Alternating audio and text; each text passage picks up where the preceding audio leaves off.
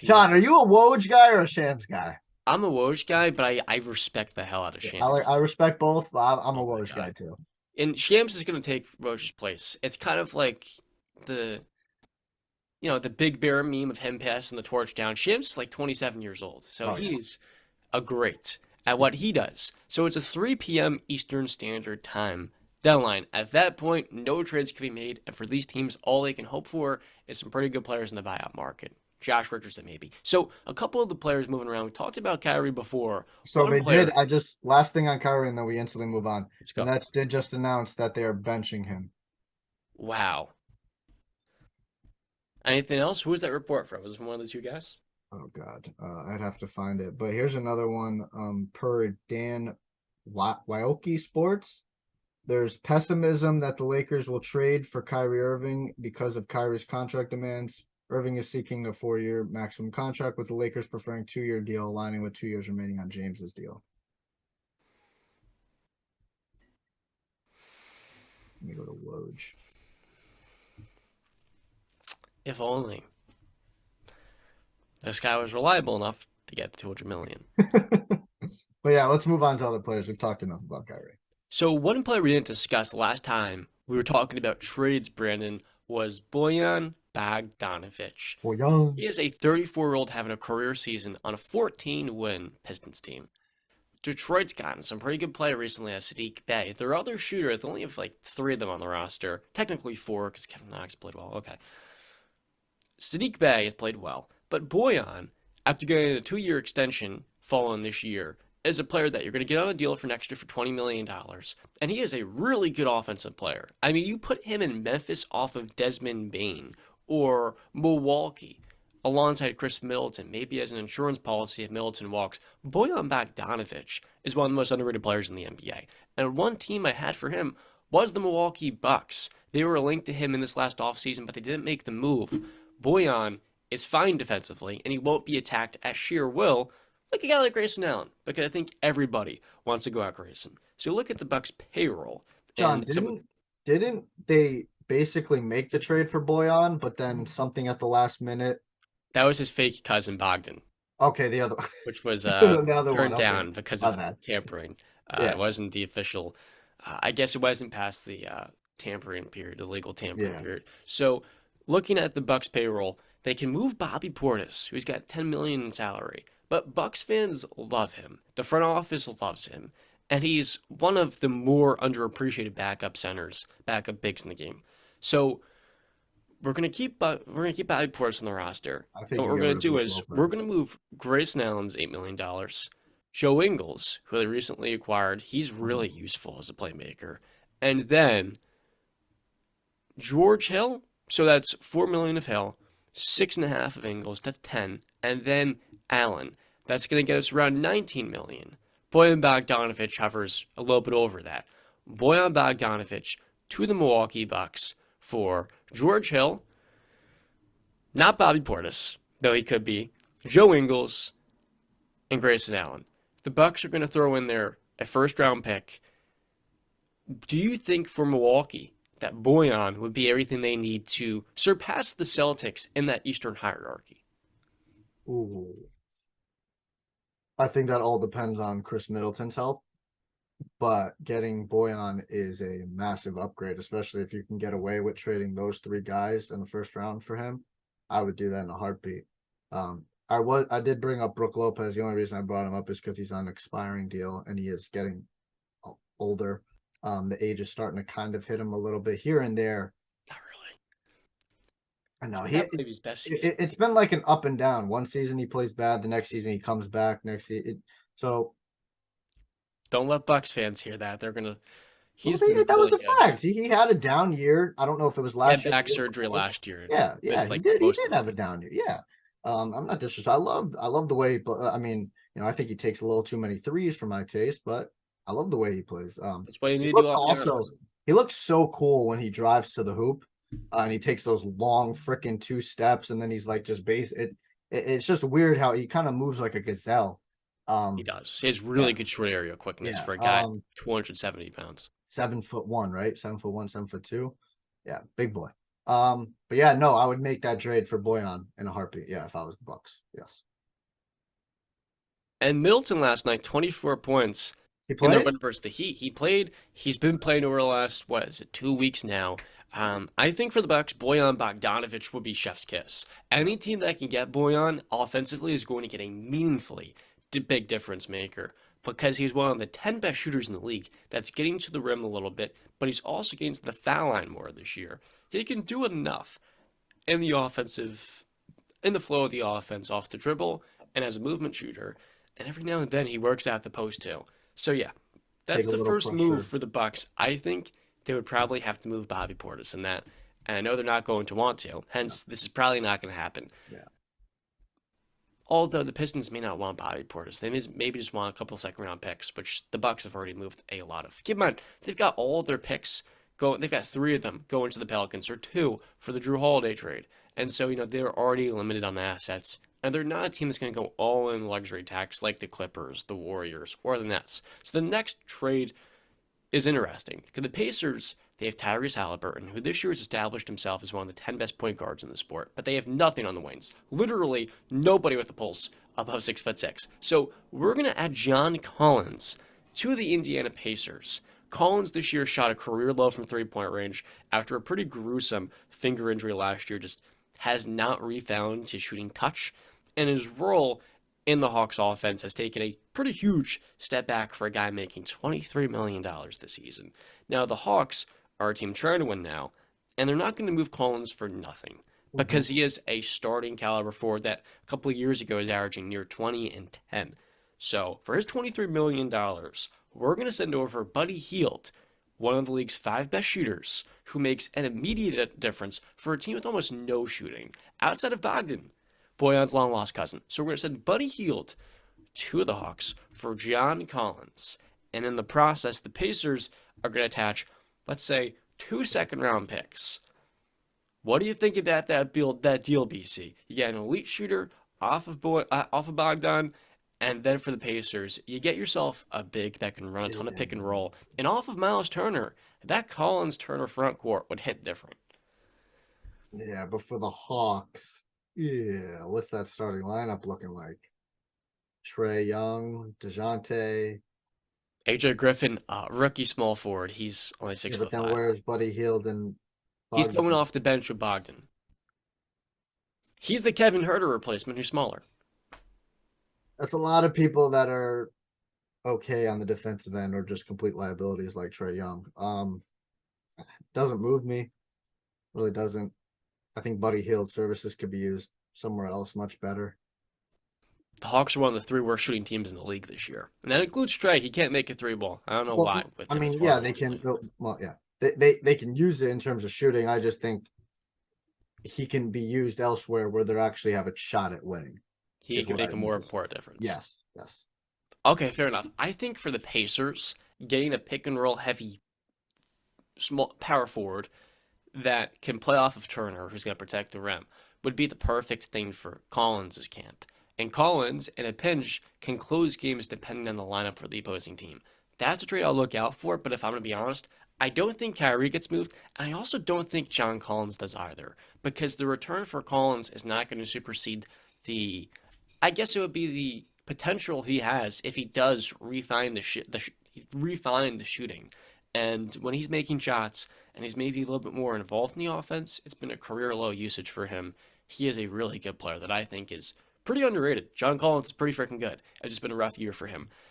The other move is a player that I also think is pretty useful, but in Philadelphia, Matisse Thybulle's minutes, Brandon, after making an all defensive team not too long ago, they have, been cut down pretty sizably in the last 3 games. I mean, the most minutes he's played is 10. And there was one team in the Western Conference, Brandon, that you thought was kind of a little bit fraudulent because defensively they don't really have much substance, especially a point of attack defender that you can rely on. So I thought to myself, what would a Matisse Thybulle trade look like for the Philadelphia 76ers if they can get, I don't even know if I want to say it because they have PJ Tucker to be their backup center, and Rashawn Holmes has really fallen off this season, so we're not going to use Holmes. If the 76ers with Matisse Thybulle going to restricted free agency, can get a couple of second round picks, just you move off the salary, would they move Matisse to the Kings where he would make a meaningful difference in the Western Conference? Mm, I don't like that. So I'll counter and throw one back at The you. Kings already threw a first round pick at the Hawks for Kevin Huerter in 2024. I'm going to throw one back at you, though, where Thibault can go. Where Thybulle can go, and he makes a big difference. Oh, Because he's not going to be asked to obviously be anything offensively in this place that I'm about to name. Because they've got their guy. He's ball dominant. The offense runs through him. I think him to the Dallas Mavericks makes a lot of sense. this is a twofold question, though. Matisse would be great for Jason Kidd, who loves reliable wing defenders. And I think Dorian Finney-Smith, who is their best wing defender, would be better served as the second best wing defender. Now, here's the thing. Playing off of Luka, you really need to be able to shoot the ball. Well, that's what I'm saying. I don't think he's going to be at like he would be the guy on the court that would be basically don't your offensive. You don't need to worry about offense. You are Andre Robinson. You are 100%. Tony Allen. You're Right. that guy. Okay. Right. And that's why I say Dallas because the offense runs through Luka. It's Luka. Yeah. So he doesn't have to worry about anything offensively, and he can focus all his time and energy on defense. And now I can guard the best point guard, shooting guard, or small forward if my height, helps me in that situation. That's where I just go and I say that is a perfect. You named Finney Smith. He's a good 3-and-D guy. They got Christian Wood coming off the bench. I love that. That'd be good. I love It would that be really good. trade. Yeah. I think Thibault, he's not going to command a first round pick. I mean, he's shooting 32% from three on 1 attempt per game. Given he's going to be a free agent that the 76ers are not focused on re-signing, getting getting 2 second round picks and just some filler to take off your books, I think that's enough value to get a guy who's playing, 12 minutes this year. A year ago, it was 26 per game, and that really fell off by the playoffs. He get a Duncan Robinson treatment. And it's weird to me. He's made 2 all-defensive teams, and he's never found the shooting. To be honest with you, Brandon, I think Doc Rivers is because he's so many wins and he's got a championship, one of the more overrated coaches. People know Doc Rivers is not a top 10 coach, but every time a really good player leaves the 76ers, especially a really good young player, they find an immediate role on their new team. So Isaiah Joe was a really good shooter on the 76ers, but he didn't get much playing time. He's went to Oklahoma City and become a fixture in their rotation after not being able to play in Philly. B-Ball Paul is their backup, technically their third center who they don't play. He struggled this season. A lot of these players in Philly that are young go to new situations, kind of like what we talk about at the Lakers, and they become meaningfully better players. I think Matisse Thybulle is another one of those guys because Doc Rivers can make it work. He just does not have the composure to lead and help develop players. And he's built a reputation as a player's coach that should be doing that. So, I don't know, get Matisse Thybulle to a team with a better head coach than Jason Kidd, and ideally he'll be playing in the playoffs. Now, there's a couple more players. We talked about Jay Crowder. I don't think those sweepstakes are that relevant. And also D'Angelo Russell, Mike Conley. There's one thing going on in the Eastern Conference that's going to shake up this deadline. We would be remiss if we did not talk about it. And that's the Toronto Raptors.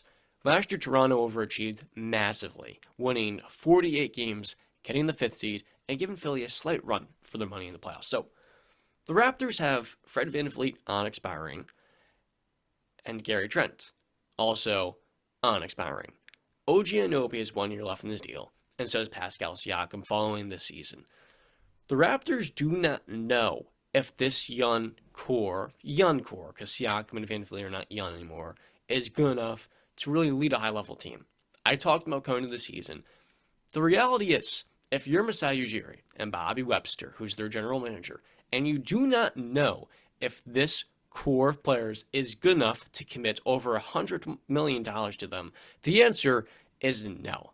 Fred VanVleet has not been good over the last year offensively. Now, he's really improved as of late, but I feel like given his age and given his lack of size, while he's a really good defender, really good, really versatile player, I'm not willing to overpay Freddie when I know into his 30s he's not going to probably be at the value of a top 10 point guard. Pascal Siakam wants to be in Toronto, and he has been really good, but we can also probably get some good value for him. And OG Anunoby is a player who does not want to be in Toronto, it seems like. I don't know why. Partially because his offensive role is the 3B, or sometimes the fourth option is not where he thinks it deserves to be. OG is probably the best 3-and-D win in basketball in terms of high-level shooting and smothering isolation defense. The guy is unreal one-on-one. He's literally in the thick of the Defensive Player of the Year race, in spite of Toronto's defense this year being an absolute disaster. Toronto's a theoretical team. I think, Brandon, OG Anunoby can be used in many places.